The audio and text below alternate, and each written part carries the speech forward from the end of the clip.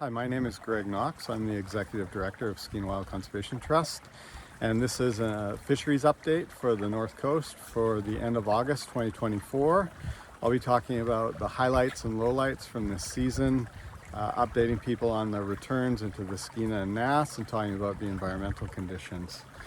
So the information I'll be speaking to comes from the Department of Fisheries and Oceans, the province of British Columbia, First Nations fisheries programs throughout the Skeena and Nass, and Environment Canada. And I'll remind everyone, please check the fishing regulations if you're planning to go fishing.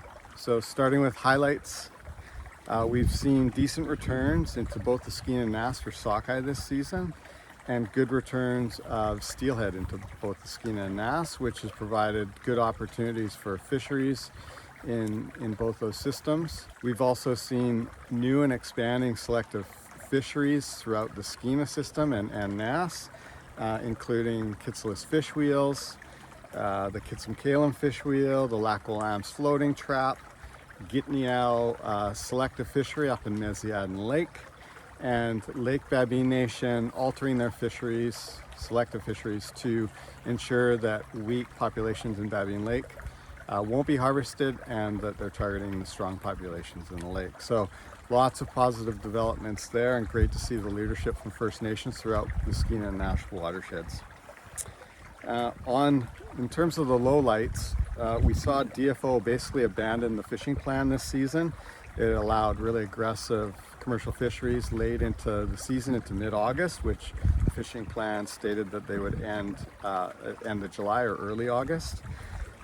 We also saw those fisheries happen over top of late-timed and severely depressed populations like Babine River sockeye, which have suffered over a 90% decline, over top of a really weak return of chum this season, and a low return of coho, and a really weak return of Skeena Chinook. So very disappointing.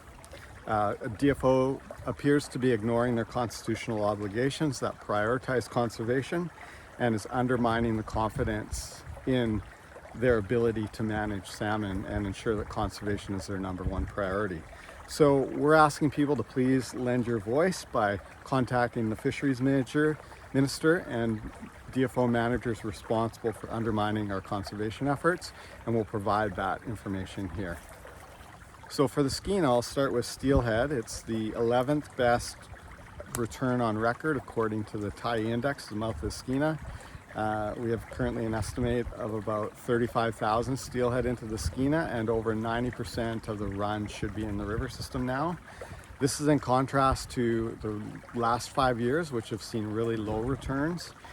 And we believe that a big driver of the better returns this year is probably good ocean conditions, because we're seeing good steelhead returns into the Dean River, into the Nass River, into other systems as well. We're also, they may have benefited from a little bit less pressure in Southeast Alaskan fisheries this year. For sockeye, the estimate is about 2 million return into the Skeena, so a little bit below what they forecast, and the long-term average is about 2.5 million. For Skeena Chinook, we're seeing one of the worst returns on record. Roughly about 25,000 Chinook entered the Skeena this year, which is way below the long-term average of about 100,000. For Skeena chum, they are severely depressed. They have been for several decades, and this year saw one of the lowest returns on record, really concerning. For Skeena coho, much lower than expected, well below the 10-year average. For Skeena pink, we're seeing a good return above the 10-year average. So for the Nass, Nisga'a Fisheries run size estimates for sockeye are good, about 424,000 sockeye compared to about a 288,000 average in recent decades. For Nass Chinook, their return is low, about 14,000. 18,000 has been the average in recent decades. For Nass coho, we're seeing a low return, about 40,000, whereas we've seen about 65,000 average in recent decades. And for Nass steelhead, we're seeing a good return. We're seeing about 13,000 so far, and 8,500 is about the normal amount we would see to this date in recent decades.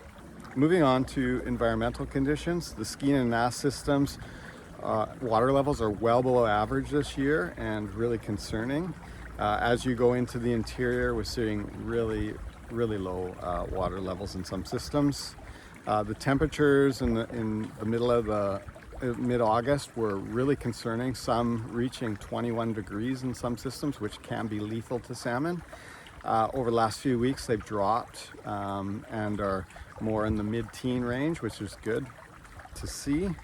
Some specifics include the Skeena main stem. We've seen some recent inputs into the Skeena.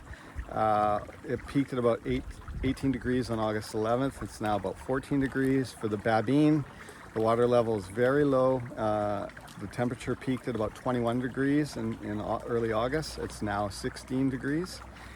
For the Bulkley, we've seen really low water levels and the temperature was in the 19 to 20 degree range in early August, and now it's about 16 degrees. And for the Nass, the water levels are well below average. Water temperatures are above average, ranging from 1 to 6 degrees above average. And the average temperature in the lower Nass for the month of August ranks as the highest in 30 years of operation.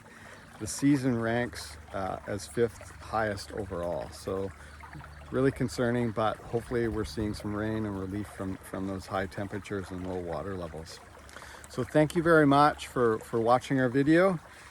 Please contact us if you have any questions. We're at info@skeenawild.org, and we appreciate you watching our videos and providing any information to us on fisheries and fish returns through the season.